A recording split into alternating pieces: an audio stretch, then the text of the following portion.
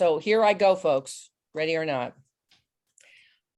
Good morning, good afternoon, good evening. This is Linda Wittong. It is my honor today to be the moderator of our program, Gender, Corruption, Organized Crime, Understanding Gender Dynamics, and Building Better Responses. It is my honor to have tremendous panelists today with backgrounds that are just wonderful in terms of their breadth of knowledge. The first person we're going to be hearing from is Jennifer Bradford. She's with UNODC, Corruption and Economic Crime Branch. You can't get more expertise than her particular area. Syria Castilium is the Resilience Director, Global Initiative Against Transnational Crime. She will talk to you about not only her education, but her experience with really, really serious situations and how she is a model for perseverance, for initiative, and for getting things done. And while we're talking about models, our last two speakers will be Linda McDonald and Jeannie Sarson. They're on the non-state torture, and they are pioneers and again have shown dedication and persistence in terms of getting things done and getting the message across. So without any further ado, I now give you Jennifer Bradford. Jennifer? Thank you so much, Linda. It is such a pleasure to be here today with you all. Oops, let's see, there we go. Got to get my notes up. I am so pleased to be presenting to you the publication that UNODC launched in December 2020 called The Time Is Now, Addressing the Gender Dimensions of Corruption. Next slide, please. So I will start with a bit of a quote here, and it is from Mary Lawler, the UN Special Rapporteur on Human Rights Defenders. And she says, and I quote, "We know that environmental human rights defenders exposing corruption in mega business projects are often at real risk of physical attack, and that women human rights defenders working against corruption are attacked not only for what they do, but for who they are," end quote. So this is something that I think is, really important to keep in mind, because we ask ourselves, why gender and corruption? Why women and corruption? Well, the interlinkages have until very recently been quite ignored. Research was very limited, only began in early 2000 with the World Bank studies and showing, that women, that adding women was like instant coffee, add women, poof, the corruption is gone.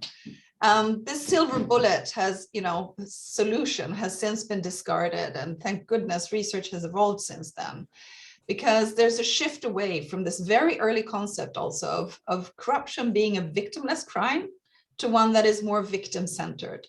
And victims of corruption were long considered to be abstract entities, development, fair competition, productive investment, and so on.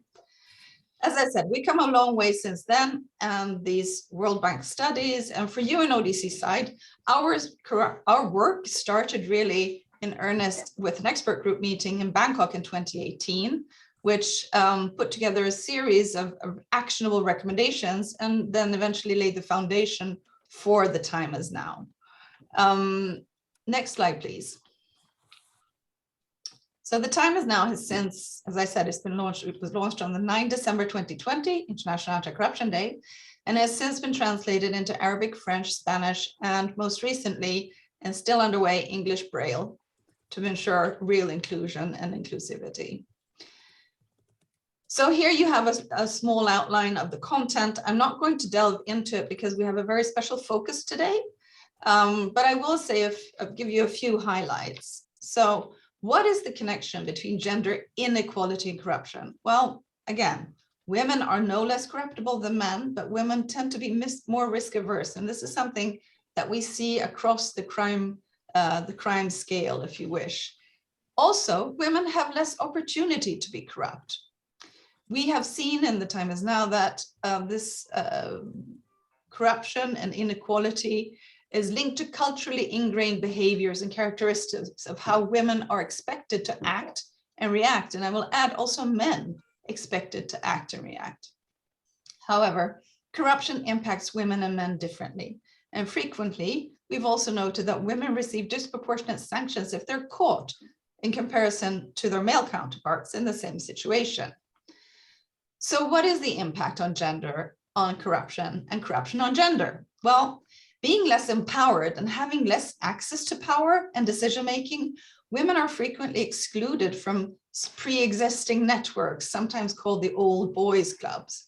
But you can also look at this scenario in a different way, as it portrays the opposite of diversity. You have a predominantly single-sex group that caters to its own members and their success, and mostly at the cost of excluding others. And depending on how deep-seated the group's social norms are, by not being represented in the group, women in this case will not only end up being left outside, but they will also be actively excluded. In the end, this is a type of herd behavior that creates an environment that facilitates and is conducive to corruption. So the opposite to that is then a diverse environment. A diverse environment is a more inclusive one, and one that therefore can disrupt pre-existing collusive networks.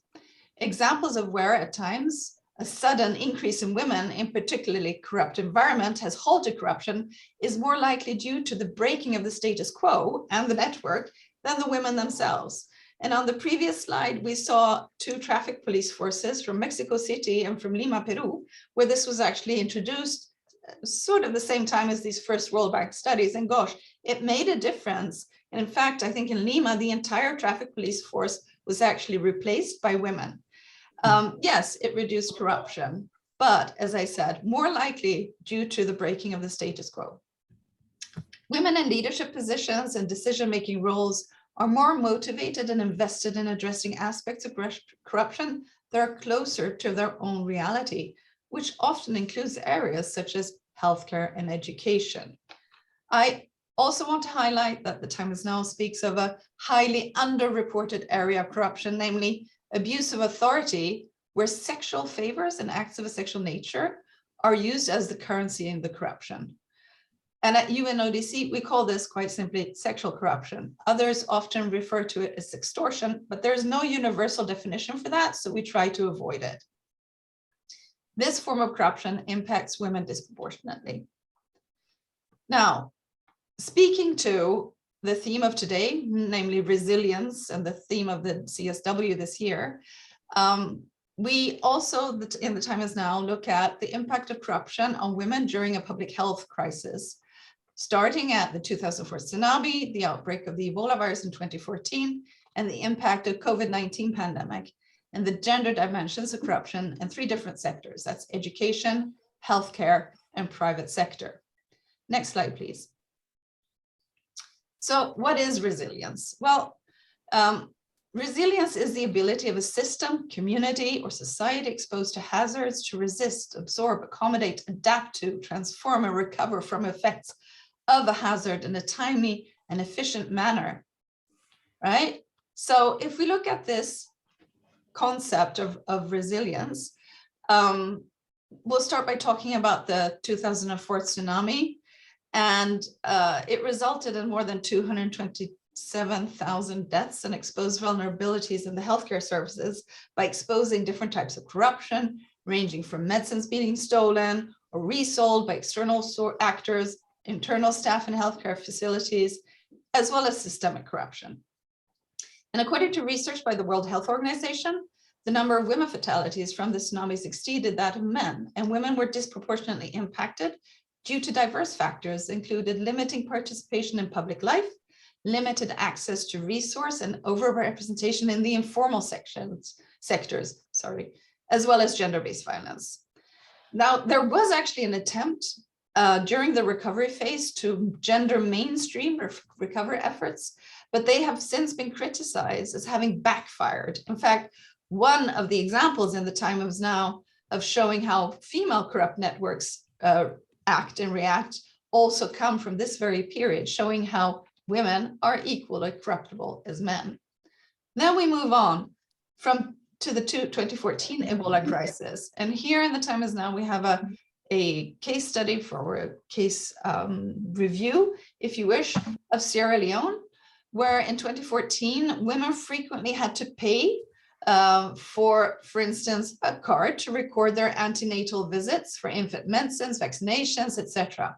And this despite the fact that 4 years prior to that, Sierra Leone had introduced free healthcare for pregnant women, etc. Several NGOs' interventions failed to curb this problem, and health workers largely operated with impunity in a context where their social standing and power relations vis-a-vis those seeking care had been inflated by the outbreak.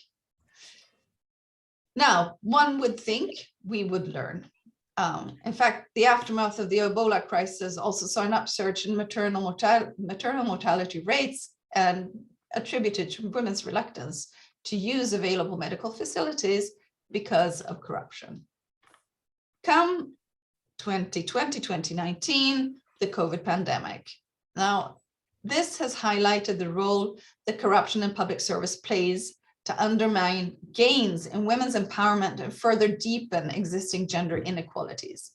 And of course, a comprehensive understanding of the COVID-19 pandemic's impact on women will really only be possible once we've recovered or the crisis dissipates further. But corruption in the disbursement of COVID-19 relief and aid packages, including issues of fraud, cutting corners of procurement processes, and non-payment of salaries to critical healthcare workers, undermines the effectiveness of healthcare services to address the crisis, and this was noted very early on. And of course, women are very often frontline workers when it comes to healthcare sector, for instance. And from the beginning, it was clear that to most, that women would once again be disproportionately affected. And calls from the international community to ensure the inclusion of women in the boards deciding on the disbursement of COVID response packages was heard across the world. But building resilience is not an emergency measure. Resilience comes from investing in systems so that they are entrenched and become systemic over time. And, stating the problem is relatively easy, but here at UNODC and with The Time Is Now, we really try to be solution oriented. And therefore, I'd like to share some examples with you from The Time Is Now on how we believe that more diverse and inclusive work environment is a less corrupt one, which is true both in the private as well as the public sector. Next slide, please. So we say, that prevention is the best cure, right? So the publication does not point, once again, to either women or men as being more or less corrupt or even corruptible. However, men more frequently have access to decision-making in other positions of power, where acts of corruption more frequently occur in the form of abuse of power. Gender inequality in power structures is also a well-documented subject. And we have this very interesting graph in the Time Is Now on page 40. I will encourage you to please take a closer look after the panel discussion. But what it shows is that women in power and corruption do share a negative relationship or correlation when plotted on the X and Y axis. And here you see the right column explains some of the points on how women in power reduces corruption, and the left column explains how corruption reduces women's empowerments and opportunities. So the conclusion is this: where gender inequalities exist, cutting corruption may help reduce them. And where gender equalities exist, women's substantive empowerment may cut corruption. Next slide, please. So if we start by the public sector, public procurement is one of my pet peeves here because, this represents on average 13 to 20% of GDP, according to the World Bank. So with it carries significant corruption risks. However, if we look at gender inclusive public procurement processes, we see the following. It widens the base for competition, which in turn boosts the economic activity in these equity-seeking groups and enhances their agency, capacity, and revenue. This can be done by quotas with a percentage of contracts that should go to businesses owned by women, disabled, or youth, as has been the case both in Kenya as well as in South Africa. We can require companies awarded public contracts to have in place gender equality policies. Excuse me, 2 minutes. Yeah, thank you. And in one country, there are checks carried out whether these policies are in place and can result in the companies losing their contract. Next, please. Next slide. So in the private sector, this is the interlinkage with public procurement, is that private sector often bids for public contracts. And here I'd like to just quote one sad, if you wish, sad statistic, but I think it's very showing. This is data from the S&P Composite 1500 Index from 2015. And they have come to the conclusion by looking at the analysis is that there were more CEOs of large US companies who were named David at 4.5%, than there were CSOs who were women at 4.1%. And actually, David isn't even the most common name among CSOs. That would be John at 5.3%. So women have slightly increased since then, if you look at the 2022 statistics, but nevertheless, the situation is such. Next slide, please. So UNODC, we have a number of knowledge products to look at this, including, how to support micro, small and medium and sized enterprises, as well as gender-based violence justice responses. As you know, gender-based violence has been called the shadow pandemic. Next slide, please. My conclusions then, building resilience. An inclusive society is a less corrupt society. Diversity breaks up networks and the environments that enables them. Gender equality and anti-corruption policies are mutually reinforcing. National context matter. There are no one-size-fits-all to address the gender dimensions. And yes, we need more research. There is lack of data, both primary and secondary, on the interplay of gender accountability and transparency. Next slide, please. Civil society has an important role to play here, and the case studies and the time is now show this by also raising awareness. If you are not aware of your rights, you will not know when your rights have been violated. And it's too easy to sit back and say, this is how it's always been, or for the social stigma that surrounds sexual exploitation to allow such forms of abuse of authority to continue. My point that I would really like to carry home is that resilience, once again, is not an emergency measure. It's something that's built up over time. And this is why, with this publication, UNODC hopes to encourage states to take a new look at how we carry out our anti-corruption measures and include a gender perspective. Last slide, please. Thank you. That is all for me. Linda, back Jennifer, thank you for an outstanding presentation. I think you've brought so many really important points home, and thank you for taking the time to be with us and to educate us. Syria, are you ready? Yes, good morning. Good afternoon, everyone. I'm ready. Thank you, Linda, for the introduction. And thank you, Jennifer, for this presentation. It was indeed very interesting and really resonates with the work we've been doing. You were talking about the importance of civil society in raising awareness, and that resilience is not an emergency measure. And I work at the Global Initiative Against Transnational Organized Crime, and we're a civil society organization working precisely to raise awareness about these issues and working on building resilience in, like you said, over time with communities, working with different stakeholders, and I hope you enjoy this presentation. Please, can we go to the next slide? Oh yeah. I just wanted to say, when Linda asked us to say something about the work we do, and before we start the presentation, I just wanted to say that I came to this work of working on resilience and organized crime because I am from Sinaloa, Mexico. Probably a lot of you have heard of the Sinaloa cartel, so you can imagine that this is a place that it's been for a long time surrounded by violence, narco culture. But I always felt like this story we heard about this, criminal governance context and organized crime was not the full story.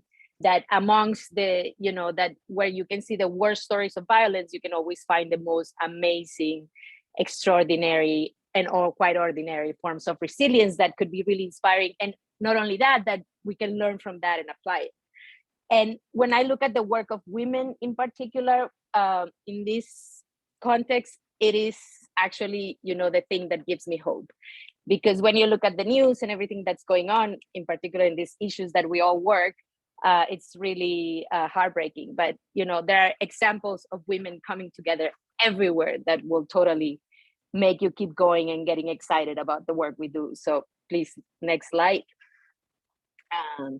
So I work for the Resilience Fund, which is the grant-making mechanism of the Global Initiative that gives grants to nurture and assist global initiatives in their local initiatives, organizations, small civil society organizations, in their responses to organized crime. It identifies and empowers key civil society organizations, actors, and builds their operational capacity, giving them trainings, workshops with the aim of creating resilience networks. We connect them to global platforms, for example, the work that UNODC is doing in revising the UNTOC, the conventions on organized crime, for example, and using these networks, these communities, to really connect them and share expertise, lessons, and protect each other in this context impacted by organized crime and violence. Next slide, please.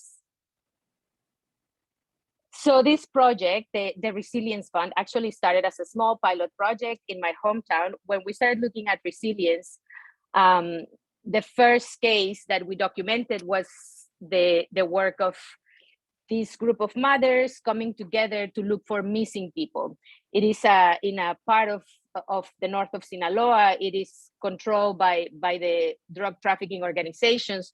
But these disappearances, these kidnappings, were associated to the local police that was working with the criminal organization. So when the mothers of these young men who were being kidnapped were disappearing, they would be like, no, señora, go home. We're not going to look for them. They're criminals, they're disappearing because they're part of the gangs, and nobody was looking for them. So, one mother started talking to the other, and this is how their group started, and they started looking for these people themselves, collecting shovels, sticks, and basically becoming an example for other relatives of missing people, because this became a phenomena that has expanded throughout Mexico. Next slide, please.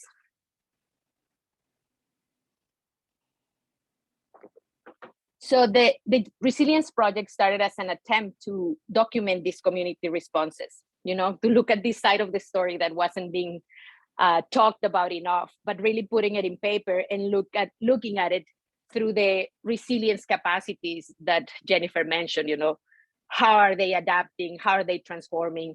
How are they absorbing the shocks and stressors of violence and crime? So after we documented these responses, we said, okay, that's not enough. Let's talk to these people. Let's see who are these actors that are really making a difference in their community, so we can learn from this conversation and keep talking to them.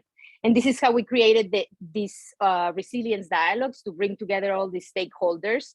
And then after that, something started happening, that projects, after bringing people together, we started acting as the incubator of these projects implemented at the local level to build their own resilience capacities. Next one, please. So this pilot was then expanded from Sinaloa, Mexico, to Oaxaca, to Guatemala, to South Africa, to the Philippines. And something that started kind of working out became then the Resilience Fund. Next slide, please. The Resilience Fund was launched in 2019 precisely to support these local initiatives that are working, resisting the violence and the effects of organized crime. So one issue that I wanted to go back to is the issue of disappearances in Mexico, to give you an overview of the case study of resilience, gender, and corruption that I want to talk about. And disappearances, you probably heard in the news, is a huge problem in Mexico right now. The number is close to 100,000 people reported as missing. And although most of the people disappear are men, and it is related to this ongoing violence linked to the big drug trafficking organizations, but it is women leading the struggle. Sorry for the typo. It is the women who are at the forefront of looking for these people, of pushing authorities for accountability, of carrying out the investigations, of holding criminals accountable, of linking to international organizations. So it is a clear example when you look at this in Mexico of how the role of women can be really powerful to affect, impact policy, create change, and make things happen. Next slide, please. I'm not going to carry this video because probably I'm going over time as usual. So can we go to the next slide? But this was like an intro video of what is the Resilience Fellowship, a program that we launched on the Resilience Fund to look for individuals working at the local level on a global issue and create an international platform of activists to share these lessons and apply them, right? So we launched the Resilience Fellowship in 2019, and our first topic was disappearances. We invited 10 activists from all over the world, Kenya, Philippines, Romania, Vietnam, Cambodia, to think about disappearances from different perspectives. If we created this collaborative project that you can see there, the link, and it is a collaborative work on disappearances seeking to bring visibility to this issue through different lenses. Next one, please. Well, let's skip to the next one. Okay, so I'm going to go straight to the case study because we were talking about this issue of disappearances in Mexico. And Mexico ranks, according to the organized crime index, 4th out of 193 countries in terms of crime levels. It has the highest presence probably in the world, actually, of mafia type groups. So you can imagine the complexity of these criminal networks. As I said, it's close to 100,000 people disappearing. And Sinaloa, my state, is the highest, the third highest of 32 states in Mexico in disappearances. So you can have an idea, more than 3 people are disappearing per day.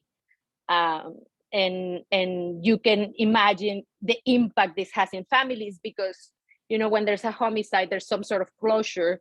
When there's a disappearance, this trauma, collective trauma continues. So can we go to the next slide? But like I said, where you can find these horrific stories, because it is a horrific crime, you can find these really amazing, extraordinary stories of inspiration. And one of them is one of our fellows. She's from Culiacan. I invited her to this event. She said she was going to wake up, but it's quite early for her.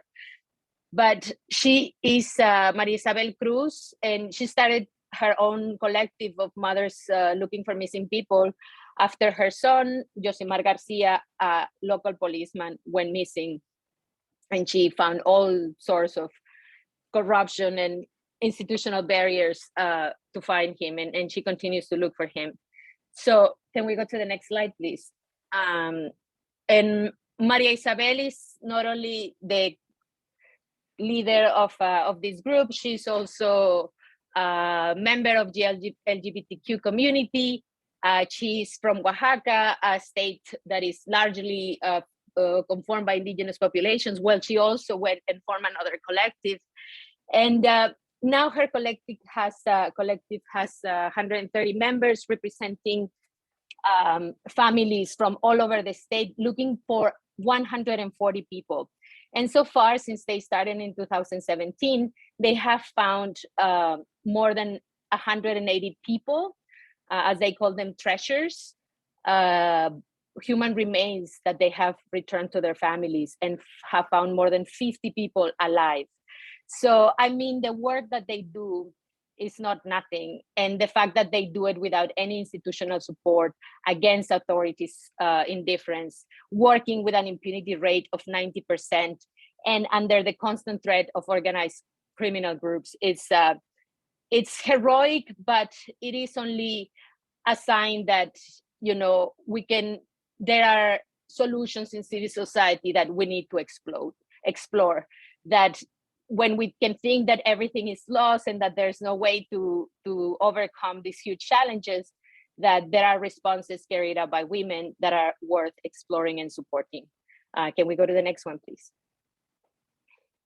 Well, these were just slides to give you an idea of the challenges they face. For example, You know, they're just received with gunshots when they're looking for the bodies. They bought a drone with a grant they receive, and you know, the drone was shut down, for example. Next slide, please.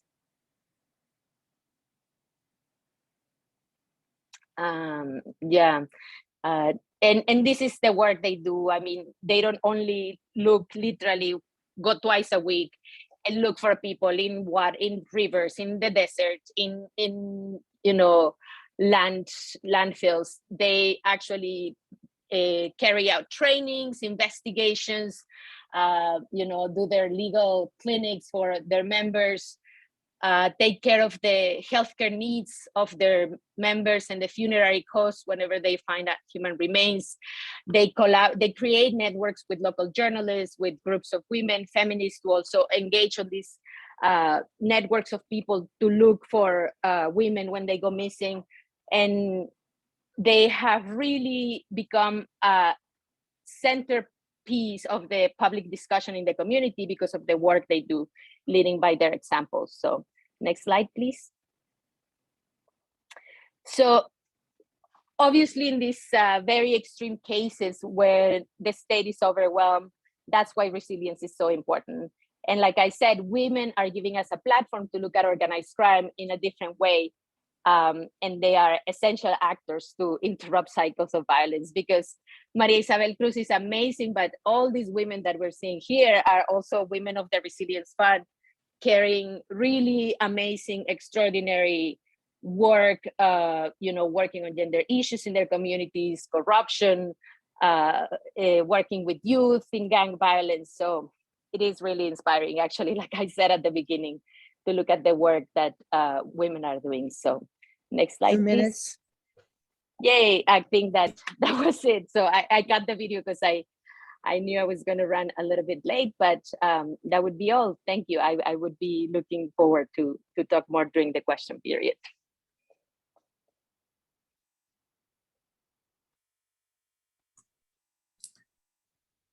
Okay, so I go ahead now.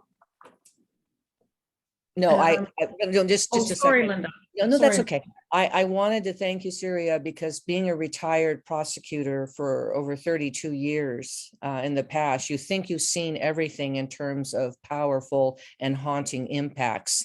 And you just broke that mold with your important presentation, how powerful it was. And thank you for sharing your experiences with us and your presentation. I think it's moved anyone that would see it. Thank you. And now, speaking of powerful presentations, Linda. Thank you. I just wanted to say how proud I am to be part of this. You know, I find it very moving. So to tell you a little bit about Jean and I, we started in 1993, 2 nurses in Nova Scotia, and we self-fund ourselves. We have for the 29 years. So we're a feminist, independent organization, really, that are part of the transformation of society, because that's what they say will transform society, as independently funded feminists. And we're here today to talk to you about the invisible crime of non-state torture and the torturers, and what we learn from the resilient women who shared their stories and exposed the corruption for us and the organized crime, so that we could tell you about this invisible crime and informal networks. Next slide. So we're a grassroots, and we have grassroots science, and we developed an evidence-based process of naming non-state torture, which is a term that we coined. So in 1993, we started with private practice, as I said, and so we bring in our health experience into torture. And we helped Sarah, who started disclosing that she was tortured and trafficked by her family. And we looked at the classic state torture research and realized that all of the forms of torture that she was enduring were exactly the same as the state torture research. But in our country of Canada, and mostly around the world, what was happening to Sarah was called assault or aggravated assault, which is discriminatory because it's really torture, the same as state torture. And in 1995, we started basing our scientific research on Capra's method. He's a physicist from Vienna, actually. And his process is systematic observation, subjective human experiences, and model making. And that's what we were doing anyways from 93, but we realized from Capra that we were following this naturally. And so we developed a model of the patriarchal divide, which I'll show in a minute. And we validated it, our work based on the work that was being done by the Vietnam vets and the hours that it took to help them.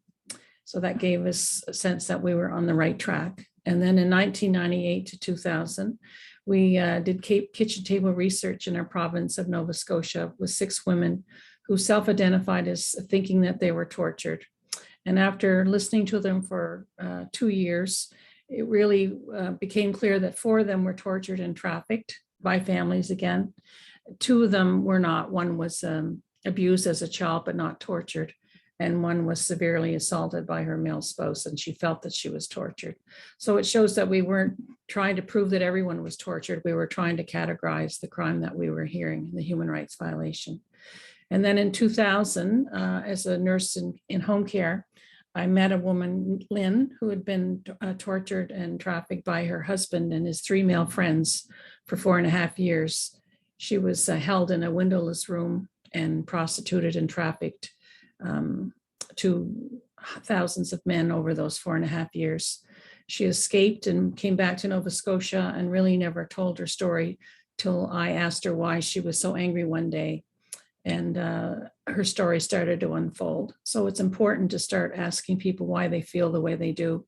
She felt that she had someone who trusted her enough to share. And then Jean and I listened to her story and helped her chronicle it for 2 years. It took till she really had it clear in her mind. And from that, we developed a questionnaire, a non-state torture universal questionnaire that we have on our website. And women and men, but it's mostly women that come to us, they can go on and fill out the questionnaire and help answering for themselves if they indeed were tortured. 2003, we traveled to the United States and started working with, speaking with a group down there on survivors who, from severe abuse, they identified it. And after listening to our work, some of them recognized that they indeed were trafficked and tortured. So much of this crime is invisibilized and normalized, especially because it's done by families, that survivors really don't recognize that they've been tortured or trafficked until they can talk to someone besides themselves. They don't even realize they've endured a crime. In 2004, we coined the term non-state torture based on the amnesty term of non-state actors. So it took us 11 years from 93 to 2004 to really name the crime accurately. And then in 2008, the Committee Against Torture validated our work by saying that indeed non-state torture occurred in domestic violence and human trafficking. So that was our 15 years journey to really gain the grassroots science that we felt was accurate. Next slide. And here is some of the drawings of Sarah, the first woman that we met. That's how women often start really talking, is with drawings first, because they're so horrified they can't speak verbally. And you can see from the drawings that she endured water torture by being immersed under the tub or the sink. She was tied down with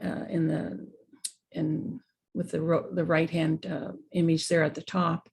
In the basement, often that's where the women are taken, or the girls, to basements or hotels or to even huts. We've learned from women around the world. But the crime is always the same, you know, that they have gang raping and water torture, electric shocking. And the bottom left, Sarah was trafficked by her father, who owned a corner store. And he'd sit her on the counter and sell her like a bag of potatoes.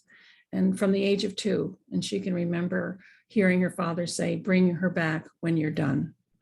She was terrorized with gun raping and clicking guns to the temple and to the ear. So why do these torturers do such horrible crimes for impunity? Well, because of patriarchy and misogyny, they can get away with it. and also because of pleasure. They have a great amount of pleasure in harming their own children for pleasure.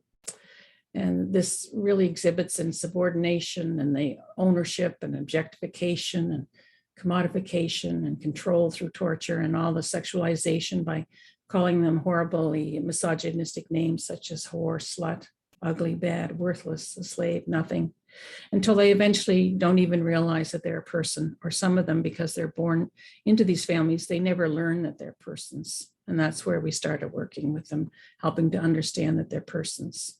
Next slide. So this is the model that I was talking about, the patriarchal divide, and you will see on the left that state torture has all of the different kinds of classic torture I was talking about. And on the right side, non-state torture has all the exact same forms of torture. But the difference is, in many countries, including our own of Canada, it's called assault. So it's not criminalized as state torture. And in the left, all the state torture, anyone who's endured state torture would be gravely insulted to have their crime called assault or aggravated assault when it is really torture. So that's the human rights and legal discrimination that we talk about in this model. Next slide. Thank you. And this is just showing the kitchen table research visually, the 6 women that Jean and I listened to, and just how important it was to listen to their stories and to really clarify how much corruption, how much organized crime in these informal networks these families really hold over our towns, our counties, our provinces, our states, our countries, in ways that really is still quite invisible to most people. And women are the brave ones to speak about this. And that's where the resilience shows. Next slide. So I find this one really important. If you look at the top right, the women all talked about the 3 faces that their family had: their community face, their family face, and their inner circle. And this is how they function and walk about invisible in our world. They create a very respectful community face. Many of the parents that we listen to, the women talk about their parents. They were community leaders. They were parent-teacher presidents. They were block parent, neighborhood safe mothers in communities. They were elders in the church. They were politicians. They were, just like we learned about the Catholic Church and the priests and how they fooled us with how many of them really harm children. This group, this informal network, is doing the exact same thing, only there are families. And that's, I think, their greatest cover, because we're still not cluing in how much corruption and crime happens in families. We keep saying that families want the best for their children, and many do, but we have to remember that there's a population of families that want the worst for their children.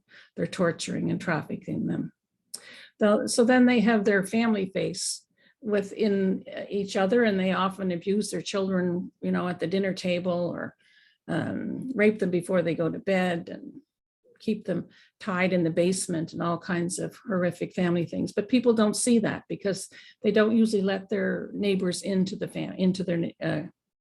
house, or they act like the perfect family when people are around, and then change into who they really are when the strangers or neighbors leave. And then there's the inner circle, and that is the informal network, where in the basement of the drawing I showed you there, Sarah's parents would bring in their friends, their neighbors, politicians, famous politicians in our province, and torture them right in the basement, or take them to a hotel and torture and traffic them. And people knew, the buyers knew, that these children were born into families where they were taught to endure torture, conditioned to endure torture, so they could buy them for that purpose, for the pleasure of torture. That's the real dark inner circle where the dehumanization and pleasure occurs. So as I said, in the middle box, they're professionals, they're caregivers, they're politicians, they're farmers. They're men and women, they're aunts and uncles, they're guardians. And where does it happen? Well, torture and trafficking happens wherever people gather. So I mentioned in homes, in apartments, cottages, farms, on airplanes. We've heard more places than you can imagine. And then, of course, their motives are the pleasure, domination, and profit when there's trafficking. So this is the abuse, again, of the misogynistic positional power that these men and their families have in communities that they've developed over often intergenerational times in their communities. Next slide. This is Sarah, the questionnaire that we developed, another one of our models. And there's 48 different kinds of torture that the women click off. She clicked off all 48 of them and added more. And this happened repetitively over a period of 30 years. They're conditioned to self-harm. They're conditioned to die by suicide, or really it's more of a suicidal femicide if they tell. They're objectified to mark their bodies and to really have distortions of the world so that they're left not understanding how to get free until they find someone that will help them undo these distortions and different worldviews that need to be changed. Next slide. This was the responses from the work that we did when we went to the United States to speak to survivors and their supporters there. And it shows that they learned that they indeed, torturers can be traffickers, that they were trafficking victims themselves, and that they were adults victims as well. These are things that they learned. And also the professionals. Thank you. The professionals who supported them learned the same thing from the data you can see. The supporters were really probably less clear about how much trafficking and how much victimization had occurred, because they didn't really hear the stories as clearly as the professionals did. And of course, the survivors knew their stories. Next slide. So we started in our own little town, and then we branched out all over the world. And we've heard from thousands of women, mostly women, from Europe, from India, from Papua New Guinea, from Australia, and all over the United States and Canada. And so non-state torture is a global crime, and it's a global human rights crime. And it's one, I think, of the most grave crimes that I've ever heard of. So it's really important for us to start opening our minds and our hearts to the stories and to expose these invisible torturers. Thank you. Linda, thank you so much for another great and powerful presentation. Jeannie, are you ready to go? Yes, I am. So the next slide, Tobias, please.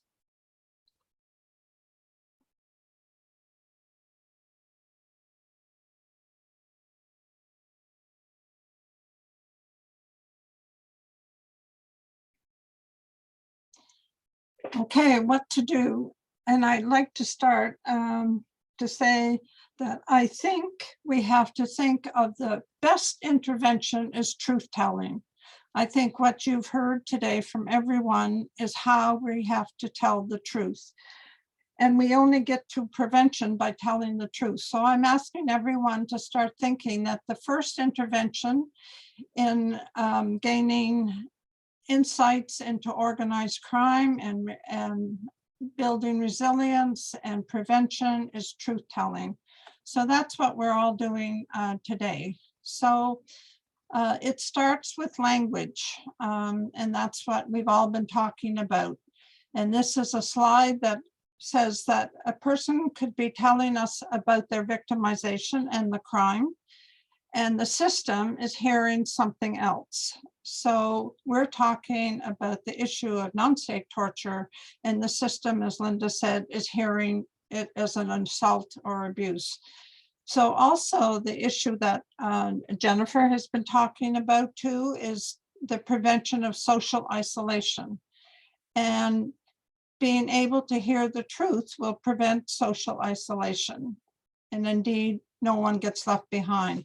So Elizabeth, this is her drawing. She said she's walking around with all the torture ordeals and the trafficking ordeals in her head.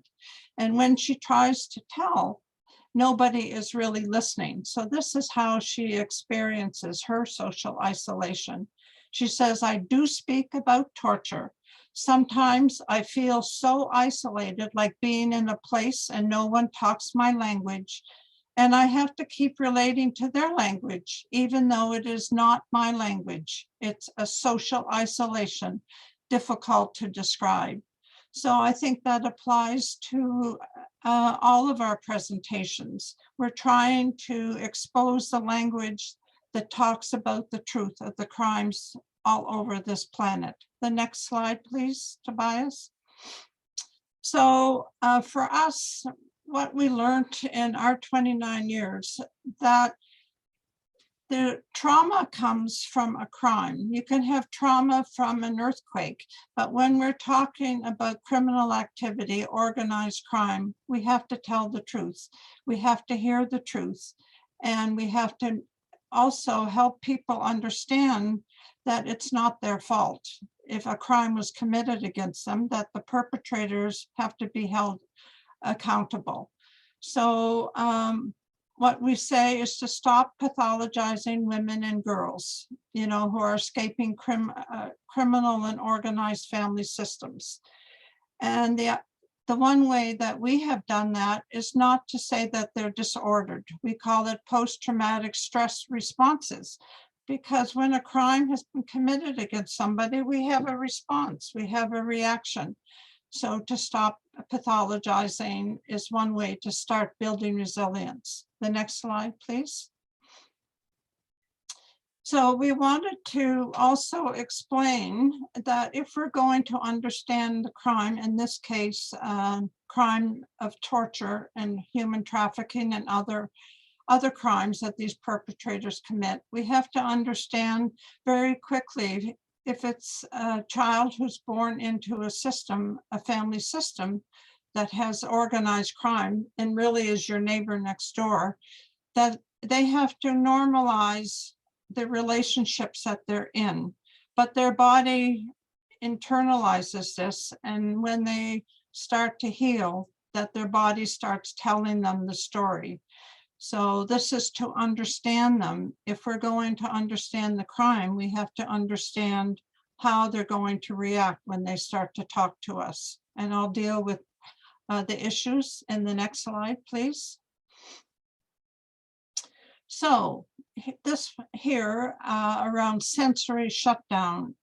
If you're being tortured from the time you're little or even as an adult, survival often requires sensory shutdown.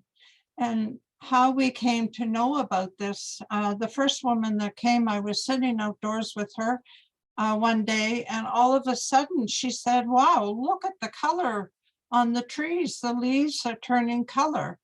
It was autumn in Nova Scotia, and we have beautiful colored leaves in the autumn. And this was the first time that she had internalized that the color around her was present, that she could see it and appreciate it. So if you were an investigator and you asked, say Sarah is the name she chose, asked her what color shirt maybe the perpetrator had, and she wouldn't be able to tell you, and you may think, oh, she's not really, what she's telling us is not really true. We have to understand how they survive, and we have to understand that when they tell their story, we must respect that they might not have every detail in the way that we think they should. So this is sensory shutdown for survival. The next slide, please.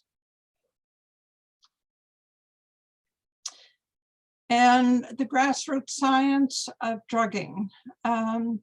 Women, when they're trying to heal and the drugging memories come, they have responses of the past, and we have to understand that. Here again, if we're an investigator and you're trying to understand the crime, all of a sudden, if you're talking to a woman and she starts falling asleep, or if she's walking and she looks like she's unbalanced, or she's not with it, she may be having a memory, a body talk memory about the drugging response. Women can heal from this, but we have to understand what it is that they're experiencing. One day, Linda and I were sitting in a restaurant with a woman, and her head collapsed on the table. because all of a sudden she was starting to disclose around her victimization, and the trigger came in that she's not supposed to talk, and the drugging was part of that. The drugging is to keep you silent and not being able to explain what happened to you. So it's a complex process that we have to understand if we're going to believe women and girls and what they're telling us about the torture victimization. And the next slide, please. So this is what we call conditioned suicidal femicide. This is, again, the MO of the perpetrators. Women have told us that when they were little, they were told and even told to practice how to self-harm, or how that they should die by suicide, by self-harming in some way.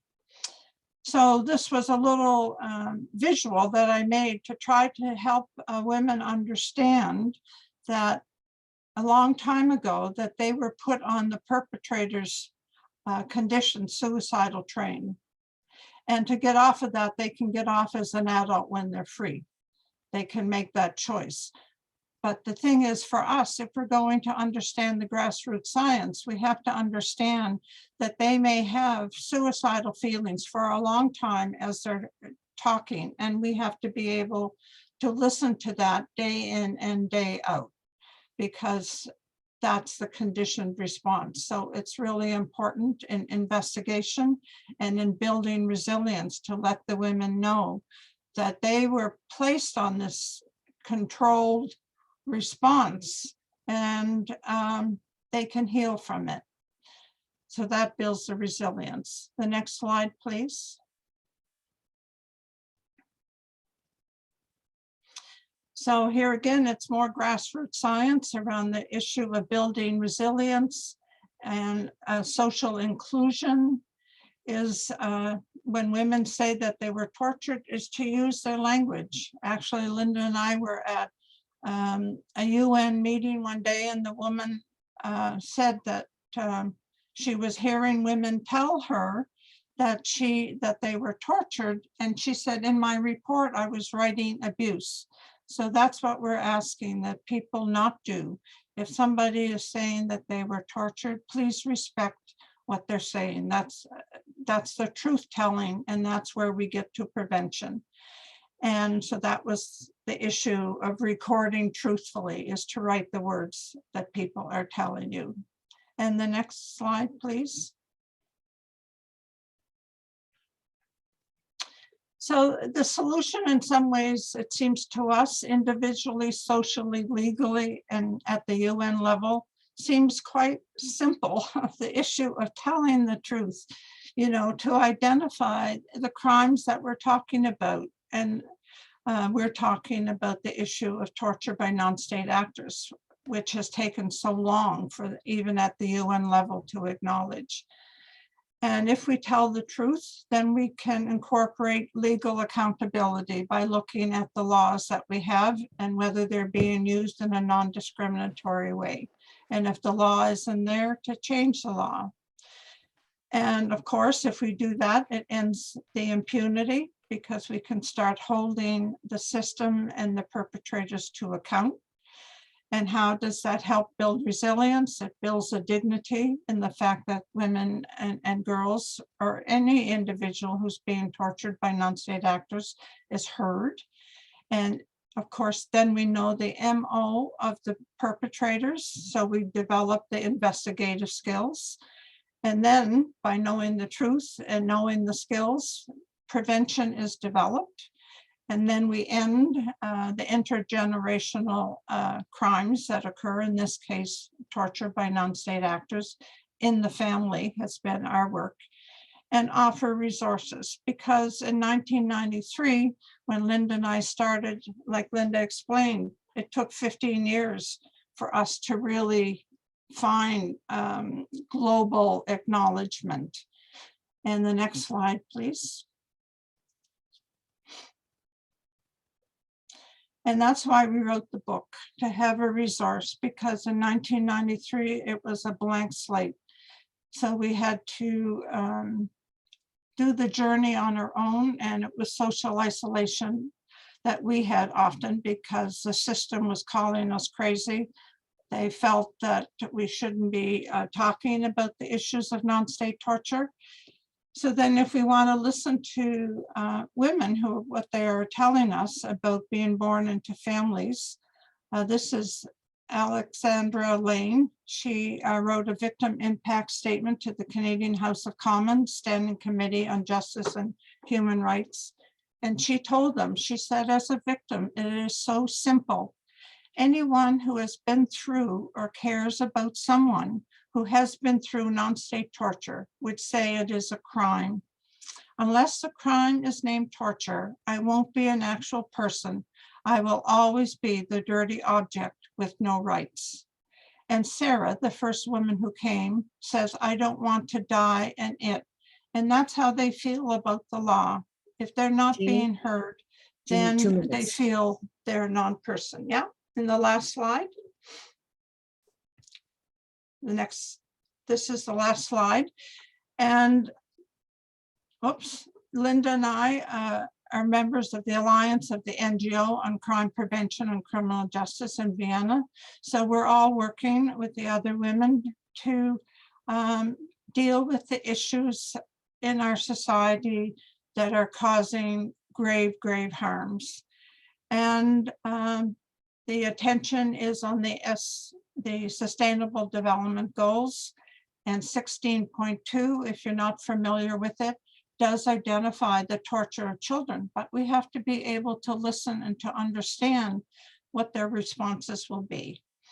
And the Every Woman Treaty, if we're looking at what the Special Rapporteur on Violence Against Women, Rashida Manjoo, in 2014, she said that we needed a new treaty. So there is a global campaign to consider establishing a global treaty. And as Jennifer said, it's a shadow pandemic that has been going on forever. So this is the way that Rashida thought we should do something about it. And that's the last slide. So thank you very much. Jeannie, again, thank you for your powerful presentation. And what is really, it stands out as well as all of you have given examples showing how resilient and brave the women and girls that you dealt with are in view of appalling and unspeakable crimes that are committed upon them. Thank you for your research, each and every one of you. Thank you for your work. I do have a couple of questions if you can stay to answer them. I believe Linda has answered some of the questions online. However, Syria and Jennifer, can you discuss why there is such a high crime rate and a high violence rate in the Sinaloa area? Yeah, I mean, the issue of violence and how long has been there is it's something that I guess perhaps academics would like also to discuss. But because, you know, everybody sort of learned globally about the Sinaloa cartel and the war on drugs quite recently in the last 10 years. But to say that violence started 10 years ago would be too simplistic. But it is fair to say that since the launch of the war on drugs, there's been increased disappearances. That's a fact. Because what this strategy created with more militarization and other security-based responses allowed for more corruption in local police and allowed for these criminal groups to infiltrate institutions. So obviously this context gave place to create this forensic crisis in Mexico, because it is not just the disappearances, it is also that, you know, what happens when these bodies are found.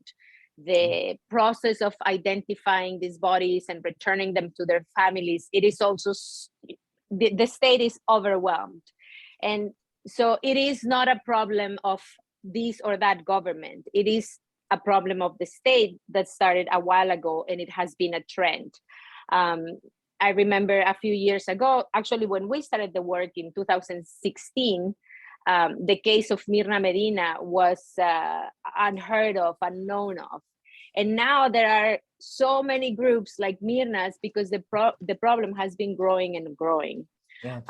And it has also been related to an issue of like, you know, the pressure was on reducing homicides. So what the reduction of homicides may have impacted the fact that criminal organizations, rather than just dumping bodies publicly to account for homicides, would rather dispose of bodies to create obstacles in investigations. It is a very complex phenomena that has been going on, in the last 10 years increasingly, and, affecting so many families. But in the case of Sinaloa in particular, it is also linked to the drug trafficking organizations, the infiltration of organized crime in local governance. Right. Thank you. Jennifer, do you have anything to add to that? No, nothing much. Syria's really the expert. I will let her speak on that one. But just to say also, I think one point is that sometimes we talk about increasing crime and so on because we see it more reported. We see it more the reporting of the crime, but also reporting in media, which sometimes gives a bit of a false impression. Saying that the whole world is, overwhelmed with whatnot, and it's simply because it's been picked up by media and it's publicized more. Yeah. This question is for all of you, in particular, Jeannie and Linda. We talked about this previously. Does the climate crisis, the environmental degradation, is that affecting the victims? And if so, how? I've thought about that, Linda. And when you think of the family system, that the organization is with like-minded others, I've wondered if indeed some of the trafficking had to be limited in some way. I don't know, I wouldn't think the torturing of their daughter changes or of their son changes, but I'm wondering if the trafficking changes, and that might depend on the country, how stringent the isolation is. So it's a question that you'd have to wonder about. And when there's no law in the country, of course, the crime that's happening isn't even in the social consciousness. So that's another hindrance around the issue of what COVID did to these. I would like, sorry. Prior to today, I remember us having a chat about how many times the victim isn't even aware of what's going on outside. Can you explain that, please? Well, they have such captivity. Thank you, Linda. Okay. Their whole life is controlled, every thought, every feeling. So they don't have access to the outside world the same as we would, even if they're out in it, because they're conditioned to think so clearly that their family system is superior and that we don't know anything. So they don't listen to the outside messages. We know that now from conspiracy theorists, how easy it is to condition thinking regardless of the science. But what I would like to say is, non-state torture goes beyond the family. And I'm thinking of the women in Ukraine now. And I know that in pornography and in human trafficking, well, the searches in pornography have gone through the roof around Ukraine. So it shows in war how non-state torture can increase by the everyday person, because those buyers of the Ukraine pornography they're not in the military, but the Ukrainian women are being exploited through organized crime and war. And also, human trafficking is increased in through times of crisis. So it could very well have increased with the pandemic, and maybe the torture increases more in the home because the perpetrators are feeling more constrained. But we don't know those things because we can't talk to only the victims that have escaped and can tell us that until we get more into really understanding the crime clearly. That's why it's so important that we listen. Thank you. Jennifer and Syria, do you have anything to add? I can just give you an example of how I think that in the responses of women, we can also find responses that will help us deal with the climate crisis, or at least help us navigate what's coming for us. And this is very clear in the example of these searchers or buscadoras. When we did the fellowship, and I was telling you briefly in our presentation about this collaborative project that was called Landscapes, the idea of the fellowship was to think about disappearances from a different perspective. And in these conversations, the issue of the landscape, of the earth, of what happens to our environment with these disappearances was something that all fellows had in common, whether they were talking about the disappearances related to drug trafficking in Mexico, or missing children in Cambodia, or trafficked women from Kenya going to the Middle East. What we found in common was that all these disappearances had an impact on our environment. And, you know, it may look something that we have to think about deeper in some cases, but in the case of Mexico, I mean, these thousands of bodies are being disposed of in rivers, in agricultural land, and trees are being burned near bodies. So there is something that is happening to the land and the environment. And in this reflection and in this work, you know, we talk about the scars that these disappearances are doing on the land. But it is a beautiful project that I invite you to check out, because it is this reflection of people who are looking for missing people from the landscape's point of view. But what I wanted to share is that in this reflection, you know, that probably we were talking about disappearances and we were thinking like, oh, it doesn't have anything to do with climate crisis of the environment. We realize the knowledge that these people, that these hundreds of thousands of people looking for their relatives in Mexico have about the environment is growing, because they're learning to read the earth, to sense the smells, and analyze the ground to identify clandestine burials. And this is like great wealth that we can use, you know, and how to face these issues going forward. Yeah, it is. And what an expense, at what an expense. Jennifer, do you have anything to add? Well, I'll come from a slightly different perspective. You know, I spoke about public procurement and the amount of GDP that goes into that. And therefore, with that, you know, the possibility of corruption is just so huge. And I would dare say that also addressing climate change comes with it huge corruption risks. This is something that we've already seen in the press, right? About how companies look at, you know, the exhaust fumes and change them to be more adequate, this, that, and the other, be in line with standards when they're not really, and so on. How do we address this? It's a good question. And I wonder myself, and I'm thinking a little bit out loud now about the gender dimension in this, because what we've seen during the pandemic is, for instance, there are fewer publications by female researchers than there are by men. So women are again being negatively impacted by the pandemic. And this also means that they will not have access, for instance, to education. They will not, you know, be able to be empowered when they go forward, and so on and so forth.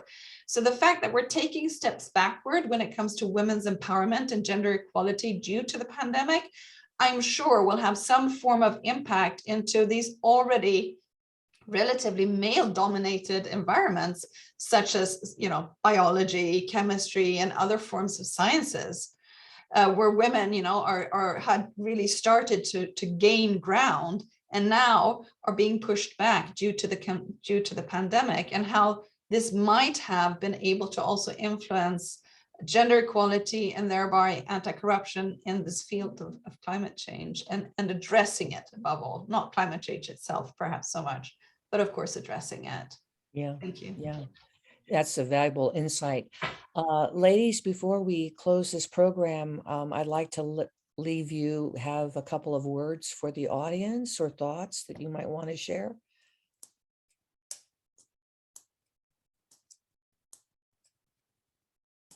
Do you want to go first, Jennifer, since you? I just spoke. I was going to go last.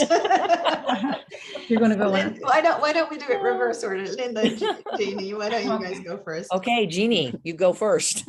Okay, well, for me, it's I'm just left with hope. The fact that we're out here telling the truth, you know, it doesn't get any better than that.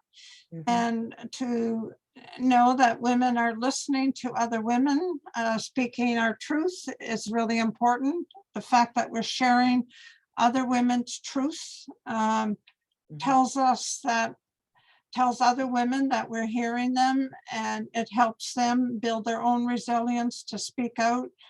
And also, I would say that this is my 29th year. And for me, it's a celebration because we wrote our book, and I was always worried over the last 28 years that I might die before we could tell the story and the women's truth wouldn't get out. So I'm very hopeful, and I'm thrilled to be here and sharing the success, and that I don't have to worry any longer that the truth won't be out. Thank you. And the truth will set you free. We have a question here. There's a hand up. You can ask the question. Less of a question, rather a statement. We will put the recording on the website of the Alliance, including the slides and the video from G-Talk that we weren't able to play during the presentation of Syria. So everything will be put on the website. You can search for UN processes and CSW on our website in the drop-down menu, and then you'll find everything to today's event as soon as we can put it on YouTube and everything else. So approximately by tomorrow, the day after tomorrow, everything from today should be uploaded to our website and can be shared. Yeah. Thank you. Thank you very much. Linda, do you have any Yes, my worry is that, I know Jean's was that the stories would get out, but my worry is that they'll stay out and people won't forget the women and girls who are being tortured. So what I'm asking you all to do is, whenever you think about violence against women and girls, that you always remember that it doesn't end at abuse and then jump to femicide, that there's a box in between abuse and femicide, and that is torture. And that there are millions and millions and millions of women and girls being tortured all around the world. And until we really expose that crime, we will never achieve gender equality, and the SDGs will never be achieved. So we can't forget the crime of the torture of women and girls. I think given this presentation, there's no one that's listened to this or will be listening to this that will ever forget. Syria? Thank you. Yes, I just wanted to thank you all for organizing this event, for your presentations. I think I'm leaving also with new information for my work, and certainly very inspired by, you know, the ladies of the panel today. So thank you. It was a pleasure. Thank you. Before I go to you, Jennifer, Anna has her hand up. So let's see what Anna has to say. Anna? Thank you very much. It has been an honor and a pleasure to co-host with the Global Initiative this meeting. I wanted just to congratulate all the speakers and to thank you for this eye opener that is telling us how diverse the role of women may be in all these problems. I think that we have gone beyond the victimization approach, because we have explained quite clearly the types of victimization that may be very different, very diverse. And I know that there is a stream of studies, especially in Latin America, that is looking at the role as perpetrators, actually. So what happens when women get involved with organized crime as perpetrators? We also have notable examples in Italy, my country, women take some of their best skills and they put them at the service of organized crime.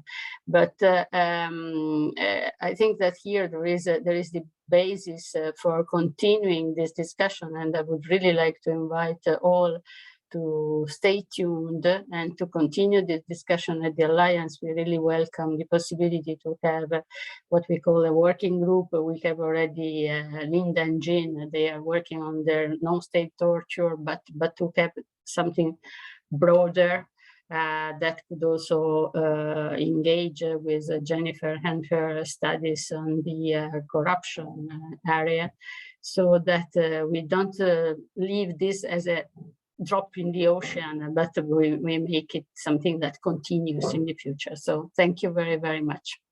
I was thinking more like we create a tsunami.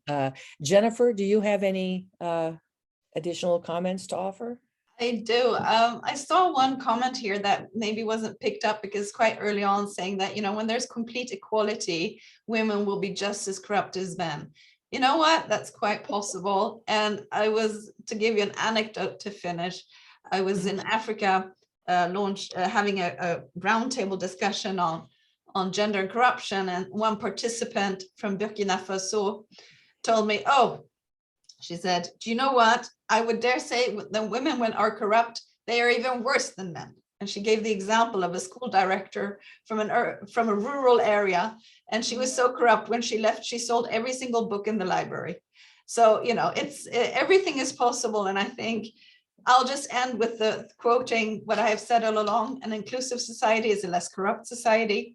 Diversity breaks up networks and the environment that enables them. I think that goes for all of us here. And just end with the words, the title of my publication, The Time Is Now.